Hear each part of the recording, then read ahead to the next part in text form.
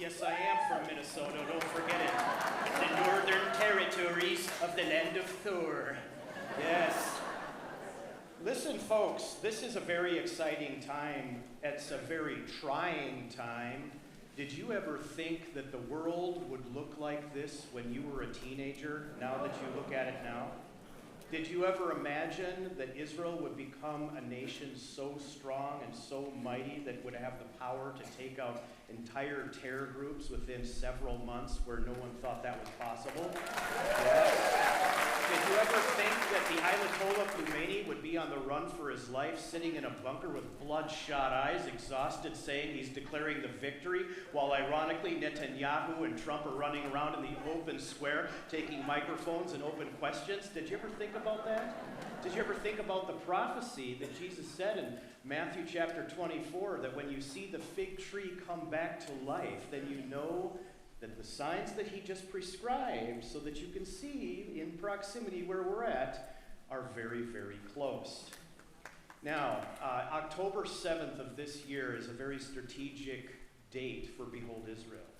And the reason why is because Amir is releasing a new book called Exploring Ezekiel. And yes, the QR code is behind me. This is a tremendous book for your toolkit to understand specifically the prophetic timeline. Israel coming back to the land, coming to salvation, the coalition, Russia, Iran, Turkey, Libya, Sudan, Sheba, Dedan, and the criticisms. All of the parts that will come together for you, the millennial kingdom, the millennial temple, all of those things are part of this equation.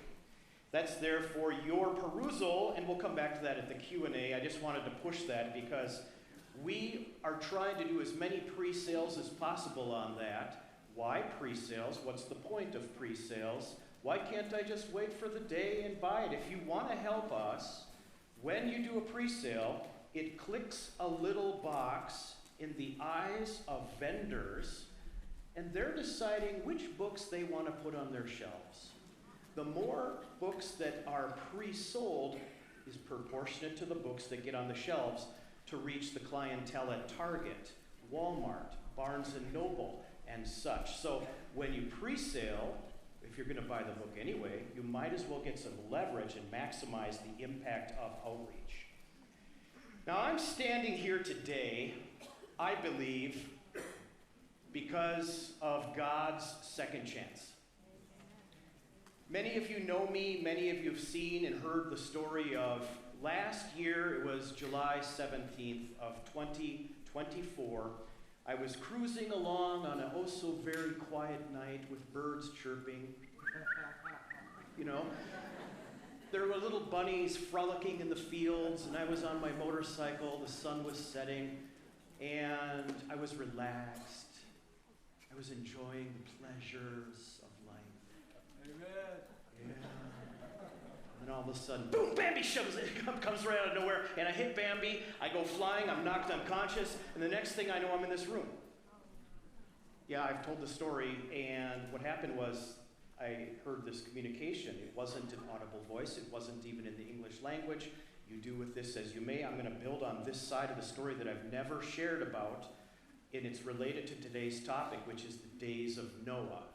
The days of Noah. I'm sitting there in this vision, and I see a door, and there's a light coming through the jambs, and I see two beings without faces, and this communication said, these are your two guardian angels that just saved you right now. And I knew something was up. And he said, that is the doorway to heaven, but you're not going there yet. I felt absolutely at peace. I felt absolutely no pain. I felt absolutely secure and safe. I had no worries or concerns. It was marvelous, folks. And then this communication said, I'm not done with you yet. And then I came to. That's when the EMT was in my face. What year is it? 2024. What month? July. What date? 17th. What's your full name? Michael John Golay. And I'm like, guys, give me a hard question like who laid the seventh brick on Nebuchadnezzar's temple according to the Sibley oracles found in the Nag Hammadi Museum in Egypt in 1972. we got a smart aleck here. That's what they were saying. So I got into the ambulance, and all I could feel from that point on was the opposite of what I felt in that room. Folks, what I'm about to say now is the gist of the message. We talk a lot about the end times. I'm looking specifically today, we are looking specifically at the days of Noah. What are the days of Noah? What did it look like? What was the attitude of the people? The one thing that bugged me most wasn't the pain, wasn't the struggle, wasn't learning to walk again, it wasn't dealing with 2 anxiety attacks, broken bones, it wasn't all of that. The one thing that really bugged me, and I never shared this overtly with any of the crowds before until I was reflecting on it when I was putting this message together, is if I was raptured, or in this case, if I would have died, what about my loved ones on earth? See, you may be rapture ready right now for yourself. You, your spouse, you may be ready to go right now. In fact, if Jesus came, we would rejoice.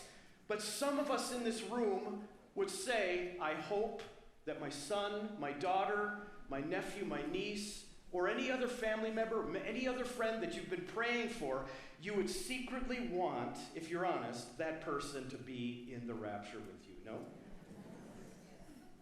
So to the days of Noah, we're going to look at. The cancer of today in the entire world to blind people is exemplified in the so-called days of Noah. Let's unpack this just in our brief time that we have here. So here I am, and I'm sitting in a hospital bed, and I think of people that I love, and I think of people that I need to share the gospel with. I think of people that I need to have hard conversations with, because after all, this communication said I'm not done with you yet. I have a second mortgage on life. Even that includes standing before you right now speaking. In the Gospel of Matthew, we have a very thorough snapshot of the signs of the times. We'll have false prophets, deceptions, natural phenomena, conflicts, wars, famines, pestilences, natural disasters, and a whole cultural change in the latter days that will become more self-centered, more narcissistic, more selfie and me. In Matthew's Gospel, chapter 24, a peculiar phrase appears which got my attention 30 years ago when I first came to faith. But that day and hour, and he's talking about the last days initiating with the rapture, that day and hour when it starts, no one knows. Not even the angels in heaven, but my Father only. But as the days of Noah were, so also will the coming of the Son of Man be. For as in the days before the flood, they were eating, they were drinking, marrying, giving in marriage, until the day that Noah entered the ark, and did not know until the flood came and took them away. So also will be the coming of the Son of Man. That is exactly how it will be. All of a sudden, caught off guard. Time's up. Time to go. Will we think about our loved ones on earth at that time?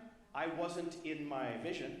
I'm not saying that was a rapture. I'm here. I'm not raptured. But it was a taste. I wasn't thinking. There was pure joy. But I sure would love to see all of my kids in heaven. I sure would love to see my parents, my aunts, my uncles, and I know you would too. So the question is, what are these days of Noah? How can we use them to our advantage as believers in the last days? Adding to our toolkit of so many other teachings that we've been able to master in our minds and our hearts, today is going to be very applicable to practical life in reaching out to those whom you're concerned about that may not be in the rapture or in heaven if you are in fact taken or die. Here are the two main attitudes that we find in the text that we just read. The first attitude is, You ever felt like that, where somebody says, hey, you want to go out and have some fun? You know, you go to New York, a lot of the Jewish communities, if they don't want to do something, It's carelessness. It's I don't care. You know, hey, you really shouldn't be doing that stuff, man. You could get in trouble. Who cares? You know, you're driving without a license, okay? You've got issues. You're taking life for granted. You say to yourself, there'll be a tomorrow just like today, I'll get it done tomorrow. And then tomorrow comes, you say the same thing about the next day. Not only that, but you learn how to push it. You learn how to push the boundaries of life. Keep getting more adrenaline. You like that? You're an adrenaline junkie? Or do you love to shop a little bit more? Do you love to push the edge and what you can get away with legally, maybe? Know somebody like that? In the days of Noah, there will be a sheer carelessness, and let's push the edge to the limits. Let's see how much we can get away with without getting caught. Did you ever live like that? When I was a teenager, I'd say to my friends, let's go out one more time, only this time, let's throw the rock out of the vehicle at 70 miles per hour, trying to hit the newspaper stand rather than 40. And things like that. Or let's go 45 miles per hour and go over the ski jump and see if we can still survive even without a life jacket. Okay? All of these things the world loves to take on as if God didn't exist, as if there was no accountability, as if they were invincible, and as if God wasn't watching at all. And even believers are caught up in this attitude. Here's a picture of this attitude in Romans chapter 1. Now keep in mind, Romans was written so much later than the days of Noah, because this is, the days of Noah was the flood. It's thousands of years ago. But the attitude is exemplified here because the wrath of God was literally revealed in the days of Noah with the flood. But it's also revealed in the latter days, and it's also revealed generally when people do what we're about to read here, which, by the way, a lot of pastors and a lot of teachers don't like to talk about this passage because there's always somebody that's going to write the email, or they're going to have the concerned Karen afterwards and says, I really have a problem with what you said. Okay, what you said was very inappropriate, and I would like you to take that back and publicly apologize. Well, I'm sorry that you're sorry, so we're even. Okay, how's that? Or the wrath of God is revealed from heaven against all ungodliness and unrighteousness of men, who suppress the truth in unrighteousness. They're suppressing the truth with the method of unrighteousness and sin. Amazing.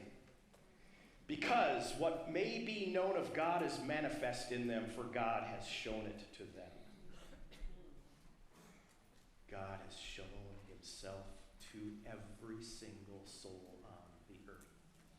For since the creation of the world, his invisible attributes are clearly seen, being understood by the things that are made, even his eternal power and Godhead, so that they are without because although they knew God, they did not glorify him as God, nor were they thankful, but became futile in their thoughts, and their foolish hearts were darkened. Professing to be wise, they became fools and changed the glory of the incorruptible God into an image made like corruptible man and birds and four-footed animals and creeping things. Isn't that amazing? You're taking the beautiful God that you can't contain, and then you are constructing worthless material objects that cannot do anything to help you, save you, heal you, give you wisdom, give you hope, give you a sense of self-worth. What a racket. Because they've done this, because they think that they can live without the accountability, the direction of God, God gave them up to uncleanliness. You want to go down that pathway? Go ahead. In the lusts of their hearts, to dishonor their bodies among themselves, who exchanged the truth of God for the lie and worshipped and served the creature rather than the Creator, who is blessed forever. And this, when you do that, it enables you to go, when somebody says, boy, you really shouldn't do that, or you should really help this person to survive, you should really help this person, maybe they're hungry, maybe they're needing help, somebody else will do it. It's the attitude of carelessness and pushing the edge for yourself. Do we live in those days? The question I will ask you next that I don't want you to answer is, haven't we always lived in those days? What would make these latter days, the days of Noah versus all of human history? That is the question, one of the questions that we're going to answer in our time today. There are unique caveats here that I've never seen talked about. So that is the first attitude. The second attitude is, let's push it to the next level. When I was young, we would break into homes and we would vandalize. And there was one home we broke into where we said, it's not enough just to break into it. Let's make a pizza inside this home and see what happens. We started cooking in this home that we break into. Because the owners weren't there. We'd try to see what we could get away with, We could cook a pizza, maybe bake some cookies before they got home. It was quite a rush, You keep pushing the limits. You first get your driver's license. Keep the speed limit. And then you get late for work a few times, and so you start to push, and you start to push. And if you know there's no accountability out there, there's no restraint. Could you imagine what the world would look like if there was no restraining force whatsoever for morality and ethics? There's things that are legal and illegal, so the world will enforce those with police officers and military and so on. But imagine the moral side of things if there was no public accountability or shame. Imagine if people were encouraged to explore different forms of sexuality, different forms of thinking, that even became public policy. Do you imagine what society would look like in that case? Could you imagine what society would look like if the restraining force of people like you, with the Spirit of God that says no to this and yes to this, for righteousness' sake and for unrighteousness' sake, yes and no. Could you imagine if you're removed from the equation and if the world got what it wanted, what would the world look like?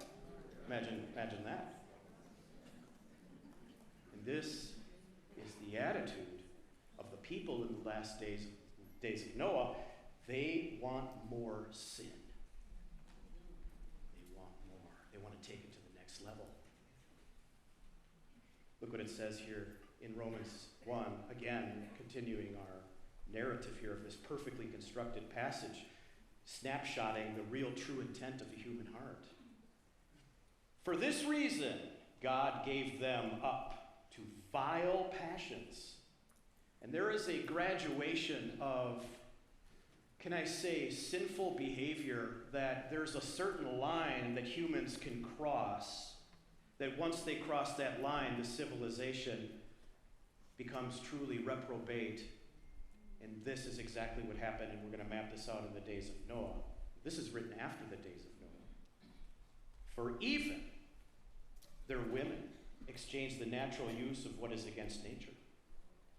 Likewise also men, leaving the natural use of the woman, burned in their lust for one another, men with men committing what is shameful and receiving in themselves the penalty of the error which was due.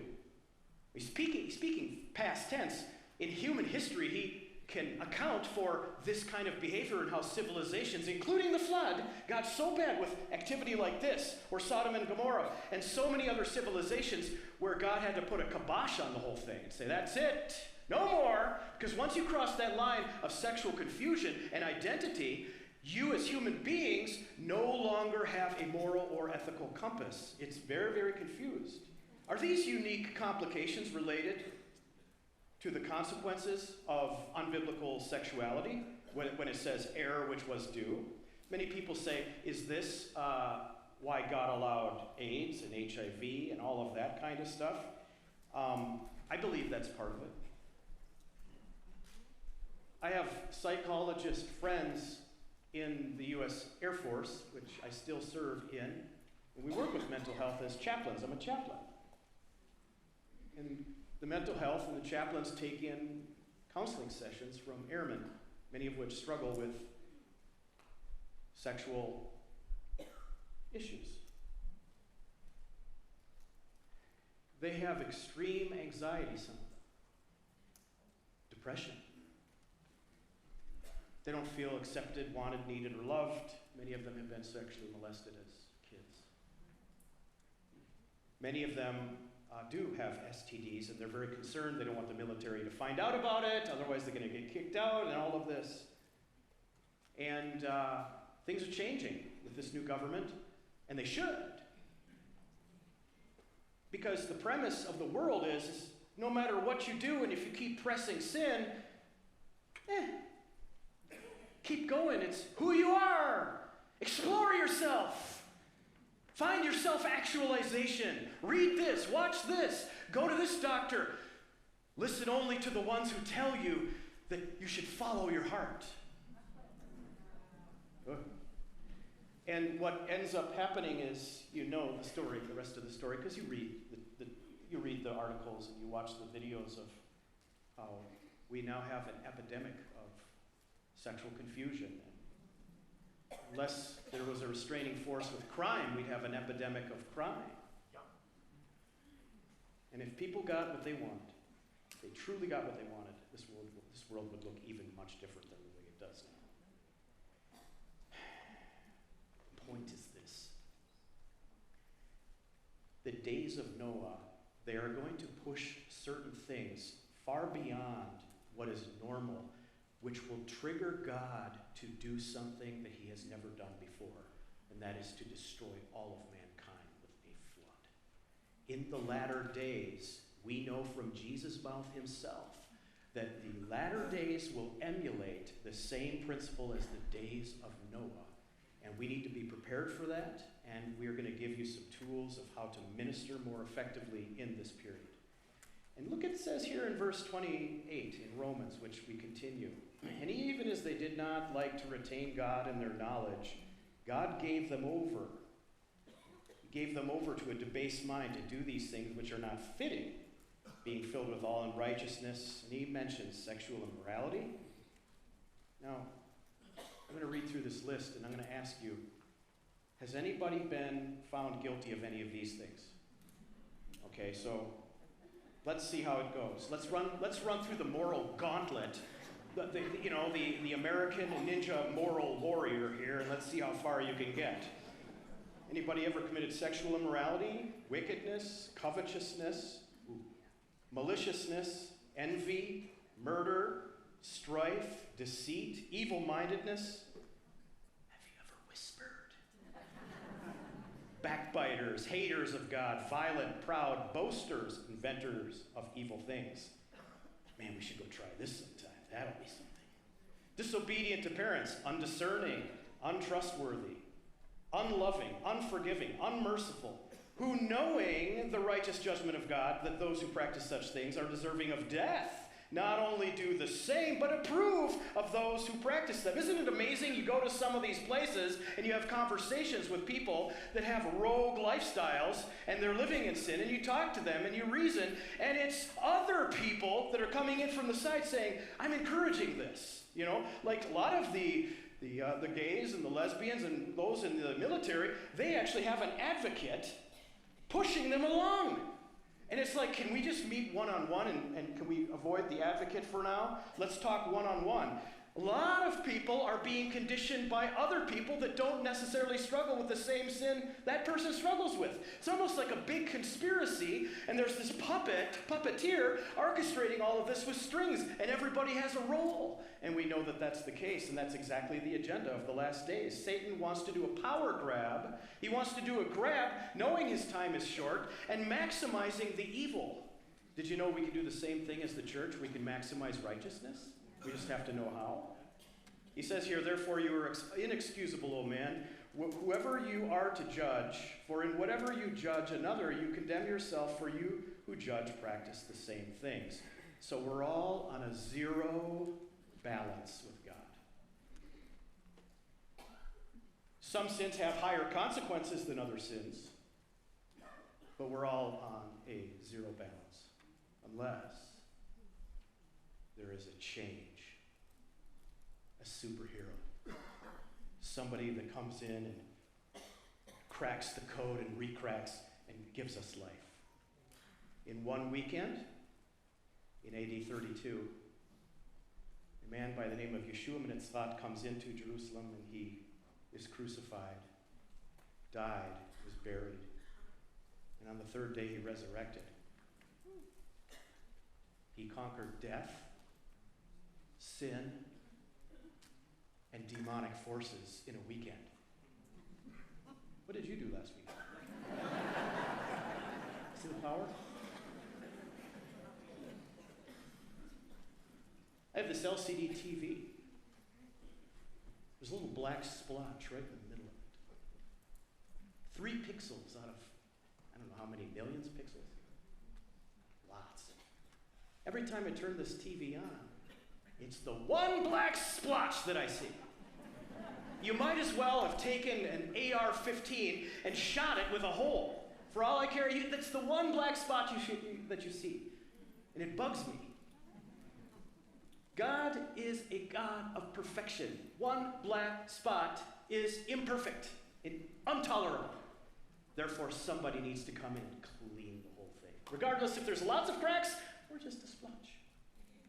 And you and I, the only difference between you and I and anyone else in these days is that we have Jesus that cleaned up all of our splotches. And for some of us, let's confess, we were professional sinners. We had a lot of breaks in our life. And it says here, as we continue, Romans 2, verses 12 through 16.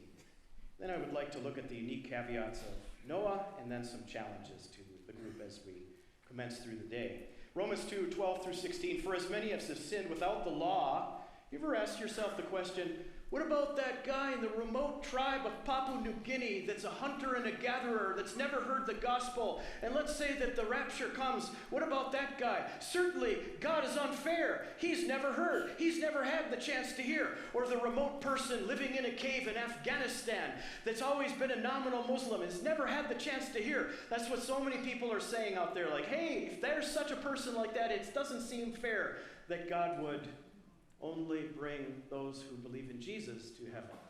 Well, look what this verse says. For as many as have sinned without the law, without the Bible, without the law of Moses, without the Old Testament, will also perish without the law.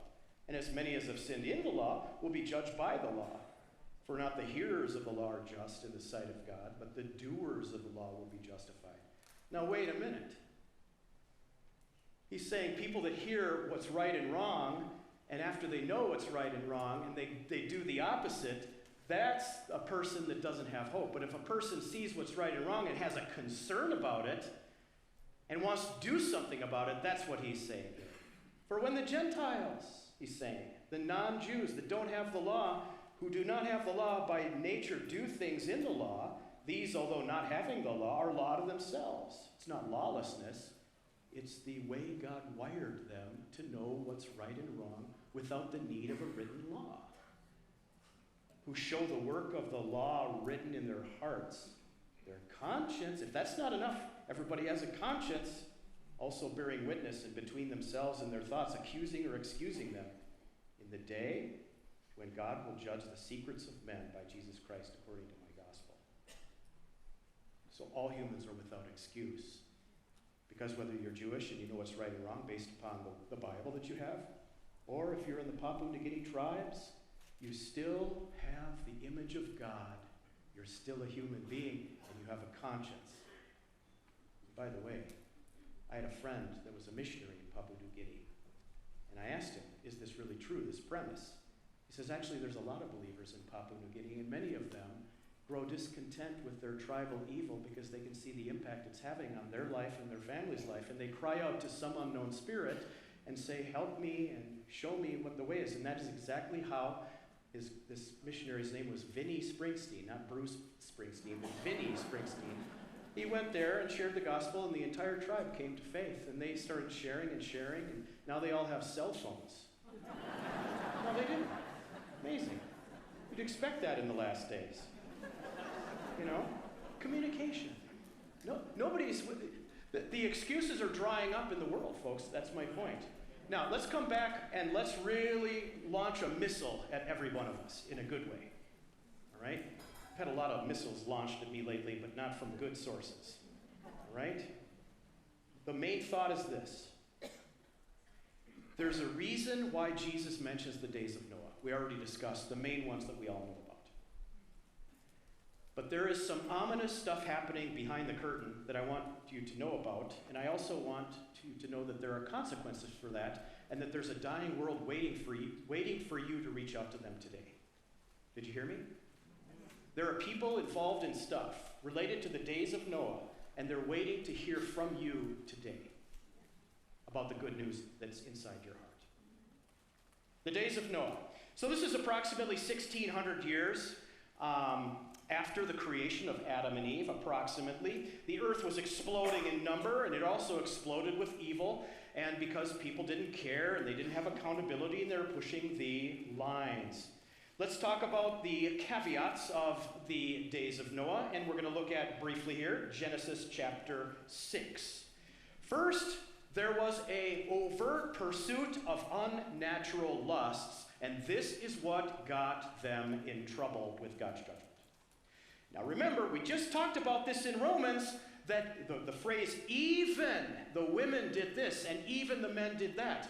In the homosexual community, they will say, that passage in Romans is talking about heterosexuals that want to have sex with other heterosexuals, and that's the sin. It's not homosexuals that want to have sex with homosexuals. The sin is a heterosexual saying, I'm going to make a deviation from my normal heterosexual lifestyle, and I'm going to have a burn with lust with somebody else. That's what they're saying the sin is. I can see from your facial response that you're not at all convinced about that. Because it's so overt, right? I'm not here to pick on any sinner. I've had my share of sin. We're all zeroed out. We talked about that. The only difference between us and anyone else is the fact that we're forgiven and that we have Jesus in us. And that's the goal we have for every human around us. Furthermore, in the days of Noah that are going to be like the last days, or the last days will be like the days of Noah, there are several things that we need to be aware of to minister more effectively. Genesis chapter 6, verses 1 through 2.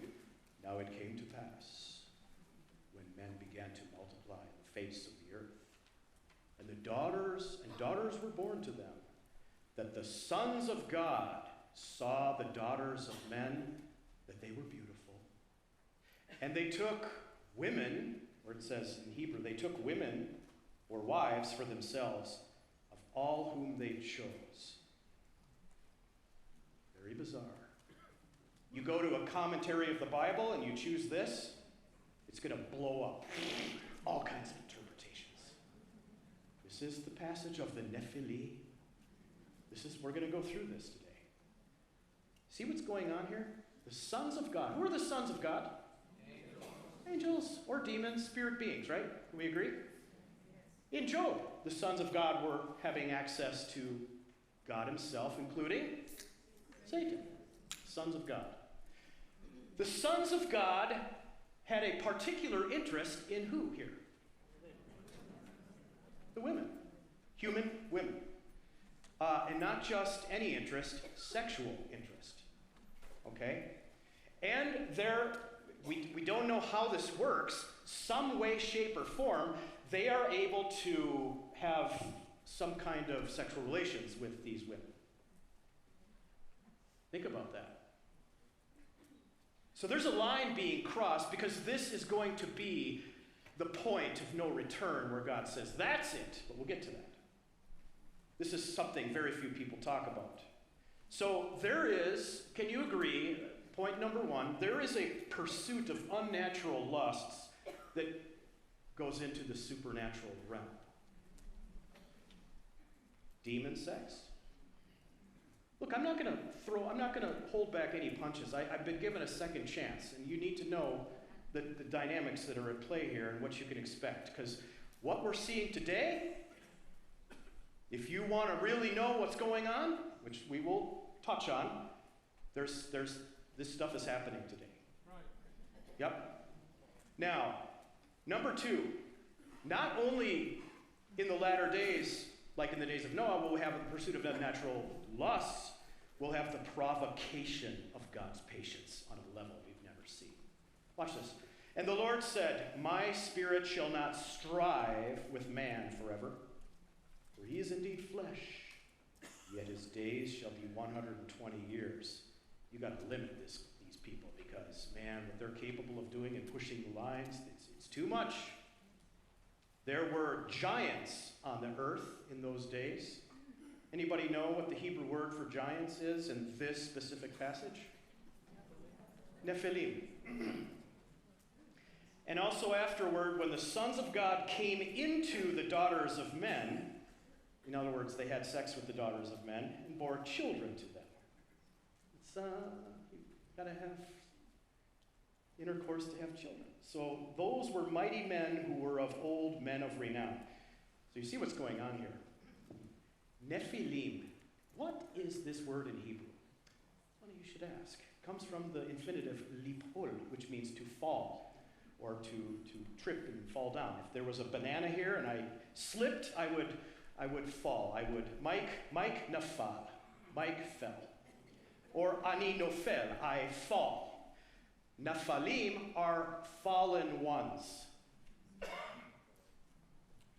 Fallen what? Angels. So there's two premises, there's two explanations for this. Was it that the sons of God were cohabiting with women and the so-called giants, the so-called anomalies of physical fitness and wisdom? Was this an actual scenario like the antithesis where the Spirit of God allowed Mary to conceive without a husband, without any sperm? Or are demons putting it on the hearts of men of the land already, demonizing them, and then using them as their hosts to have sex with women, and then somehow the DNA and the spirituality mixes in some way, shape, or form and creates giants either way? We don't know. What we do know is this was a line that should never be crossed. And it's being crossed again right now as we speak. It is. And this provoked God. Now, number 3, I'm not here to scare you. I'm here to lay the battlefield out. And then we're going to talk about some methods of how to get through it so that if you're raptured or if you die, you'll have the assurance to know that you've reached out in the most effective way to those who you're concerned most about. Because when you hear some of this stuff today, when all of the tumblers of the lock of Bible prophecy make sense to you, you know that the time is very near. I wake up every single morning literally wondering, okay, God, this is it. Is this it? Is this my last day? Is this what I need to do today? My life is yours. Use me. Allow me to be your mouthpiece. Allow me to do whatever you want me to do today because I don't know. I don't know. You saved me for a reason. Number 3, what happened here in this passage, the days of Noah. Here's God's proposal to mankind. He gives them an option. He proposes 2 options. Judgment or salvation. Then the Lord saw that the wickedness of man was great on the earth, and that every intent of the thoughts of his heart was only evil, continually. It's pretty strong, huh? And the Lord was very sorry that he had made man on the earth, and he was grieved in his heart. So the Lord said, I will destroy man, whom I have created from the face of the earth, both man and beast, creeping thing, and birds of the air, for I am sorry that I have made them. But, you read the rest of it.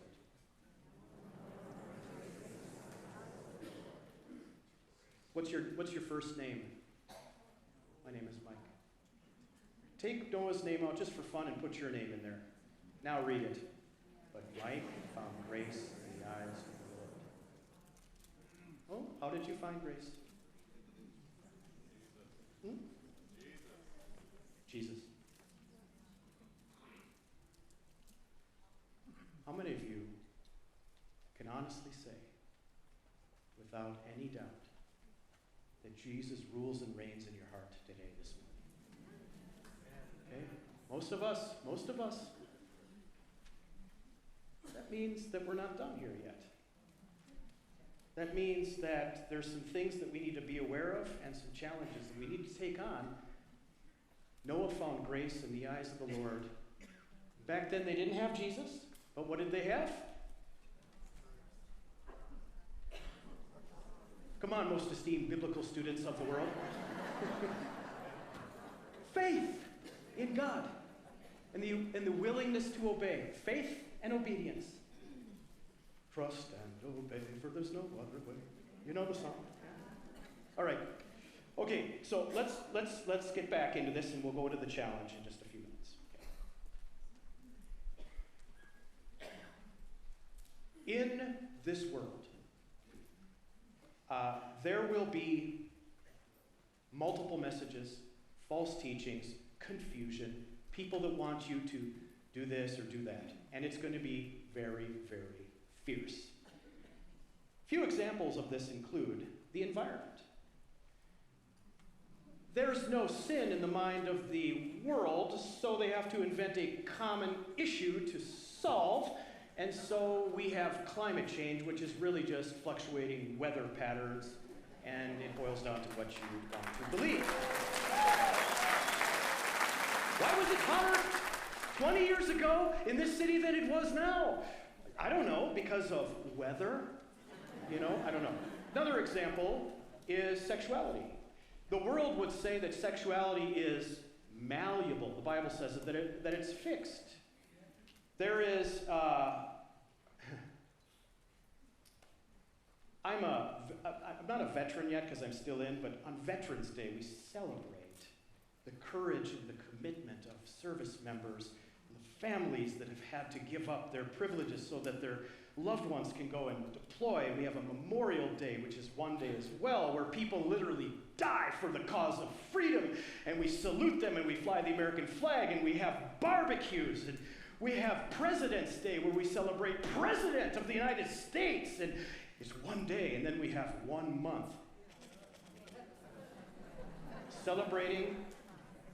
How did that come to? And it's not only in the United States. All right, let me throw this up here.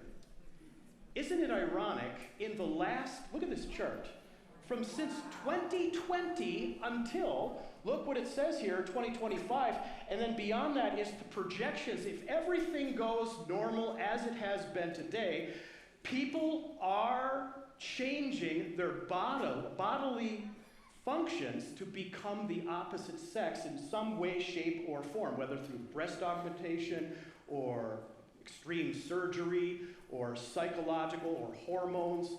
This phenomena has skyrocketed since 2020 on levels that we've never seen before in human history. I'm just asking the question, what's going on? Is this truly the days of Noah? If we're in the days of Noah and people are experimenting with sexuality that's rogue, and Jesus says that the last days will be as the days of Noah, this is what you would expect. There it is. Isn't it ironic that the symbol that God would never judge the world again and offer salvation, and most of the rainbows of Noah have 7 shades of color. Did you know that? And then the LGBT, how many colors in their rainbow? 6. 6. The number of the beast is 666. Man, man, man, no God. And if that's not enough, look at this. You have the Palestinian supporters on the gay flag with 6 shades. And the Gazans are looking at this going, what is this? We are very angry from this flag. We want to cut the throat for the gay man. Not there. So, isn't it amazing that Satan, he's evil, but he's quite the architect here. Look at how he can fool and deceive everyone around him. Amazing.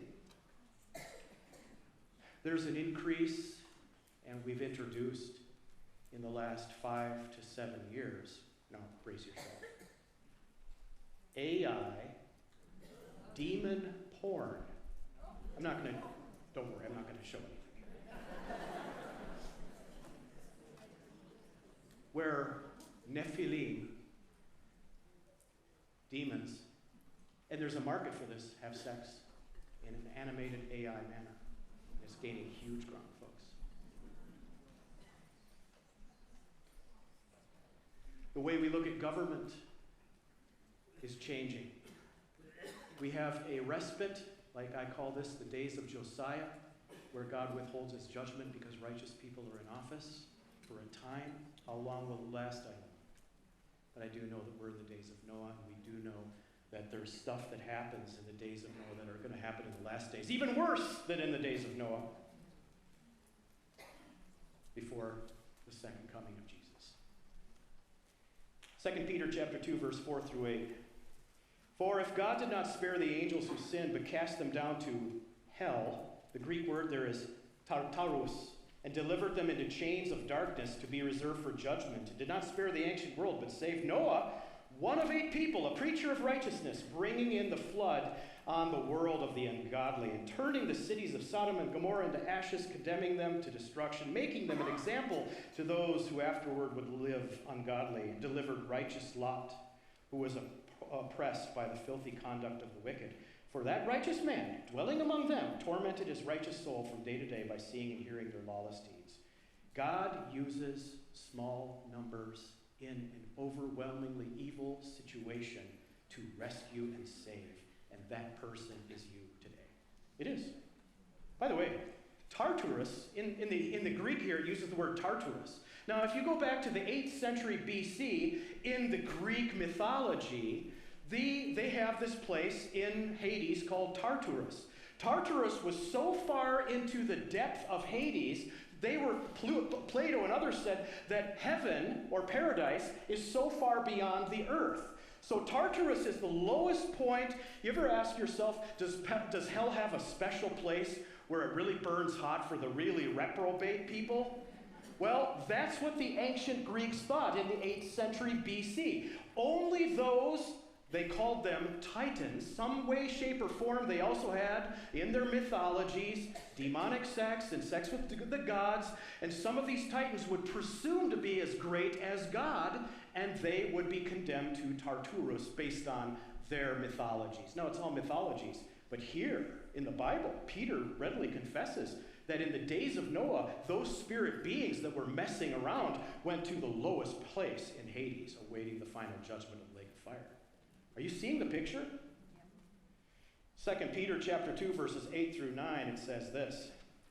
Then the Lord knows how to deliver the godly out of temptations and to reserve the unjust under punishment for the day of judgment, and especially those who walk according to the flesh of the lust of uncleanness and despise authority. They are presumptuous, self-willed. They are not afraid to speak evil of dignitaries, whereas angels who are greater in power and might do not bring a reveling accusation against them before the Lord. So it's comparing the culture of demons to angels, and now you have a choice. Now, over the next 2-3 minutes, here is your choice. Here is my choice, and I believe this is one of the reasons why my life was spared. This is the challenge this morning. Be moved by godly fear, knowing what you know. Don't hoard the truth and become a YouTube prophecy addict, drinking energy drinks in the basement. Okay? Get out. 1 Peter chapter 3, it says, For Christ also suffered once for sins, the just and the unjust, that he might bring us to God, being put to death in the flesh, but made alive by the Spirit, by whom also he went and preached to the spirits in prison, who formerly were disobedient, when once the divine long-suffering waited in the days of Noah, while the ark was being prepared, in which few, that is 8 souls, were saved through water. There is also an antitype which now saves us, baptism. Not the removal of the filth of the flesh, but the answer of good conscience toward God through the resurrection of Jesus Christ, who has gone into heaven and is at the right hand of God. Angels and authorities and powers have been made subject to him. And the demons are doing their deeds, and Jesus shows up, they tuck tail and run. Light always pierces darkness. It says in Hebrews 11:7, by faith, Noah, being divinely warned of things not yet seen, moved with godly fear, moved by godly fear, prepared an ark for the saving of his household, by which he condemned the world and became heir of the righteousness which is according to faith. So if you're not convicted, if you don't care, then you don't care. But you got to care. So my prayer is that your eyes will be awakened and you care. That you say to yourself, there is at least one person in my life that I care about, that I don't know if they're going to heaven. I don't know if they have a relationship with Jesus. Who is that person? Are you moved with godliness right now? Do you see what's going on, that the time is short? Do you see how much evil the world is trying to propagate? Number 2, have Jesus conversations. If you've missed everything we've talked about, this is the one point you can't miss. Amir and I were in Idaho a few weeks ago. We gave a challenge to people. I have a list of people that I don't know if they're going to go to heaven. One of them is a family member. I've had a similar challenge like this in the past, where you text somebody and say, hey, I'm at a conference, I'm thinking about you, can we have a conversation? We've done that, and that's been very successful. 8 out of the texts that go out with that message on it are returned by the person, and 2 out of those actually end up having spiritual conversations, and 1 comes to faith. That's the metrics that I put together after I heard back from people. The challenge I give to you right now is, this blew things up in Idaho. I sent a text to a loved one in my family that I was not sure was going to heaven. And I said, I'm sitting here in a conference, I'm thinking about you. How can I pray for you? Non-believer. 2.5 minutes later, he wrote this big block stating all of the things that I could do to pray. I said, can we meet and talk about this? He said, please.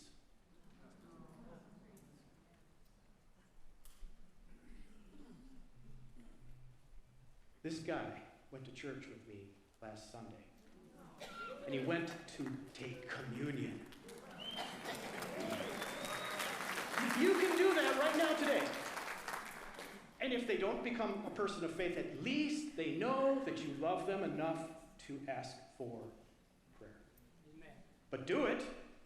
Don't ask for prayer and then don't pray. That would be very rotten and low of you. Okay? Lastly, and this is where we're going to leave you. You see the world pushing the boundaries of evil? Well, let's do the same and push the boundaries of godliness. For every single act, let's do 3 more acts of righteousness on this side of the equation, and let's overwhelm them and make them look like pathetic losers, because their sin, as it says in Romans, is no match for the grace of God, that when God's people step out and just say, use me, Lord, I want to obey. I don't know what you have in store for me today, but I want to do what you're asking. In Genesis chapter 6, verse 22, it says this, thus Noah did according to all the Lord God commanded him. So he did. I'll leave you with this story. There's a guy in my church, not happy. His wife drug him to church every Sunday. He didn't want to be there. He'd sit there like this. Sometimes he'd fall asleep. So I started praying for him. He was an alcoholic. He was abusing his family physically. Cops had to intervene. And there was a missions trip. And somebody in the church grabbed him and said, come with me to this missions trip. And so he did. I saw pictures of this guy. And he had a little homeless Haitian girl in his arms. And I could see the compassion on his face. And I'm like, this is not the same guy. He returns. He gave up alcohol. He gave up the abuse. And he began to serve every single Sunday and many days within the church. He said yes. That's a family member of mine. To reserve the privacy, I won't admit who it is, but it's somebody very close to me. You ever have those voices, not voices, but you ever have that voice that says, you should do that? Or you shouldn't do that. And the voice keeps coming back over and over again. And then we say, well, I don't know what God's will is in this situation. If there's a voice that says you should, and if everyone else around you is saying, wow, you should do that. Or if you hear that voice, if there's a name on your heart, even now, when we just talked about this, should I send the text? And then you're battling within your mind right now, I'll send it later, I'll have time later, and you're conflicted within yourself because you don't know how that's going to come across to the other person. Do it. And thus Noah did, according to all that God commanded him. So he did. Who's hurting around you? Who's confused? Who do you love? Who can you reach? How can you reach them? I just gave you one easy solution. We don't know if tomorrow's coming, because as in the days of Noah, where God can show up with a judgment, in this case the rapture, and then the judgment. Today is the day of salvation, not just for you, but for them too. Let's pray. Lord, thank you. May we be sensitive to your Spirit's leading now. Throughout the day, as we're going to hear some excellent teaching, wonderful content. Allow us the pathway, guide us to how to use it, to reach out to those around us. Tenfold compared to the evil that the world is trying to do right now. In Jesus' name.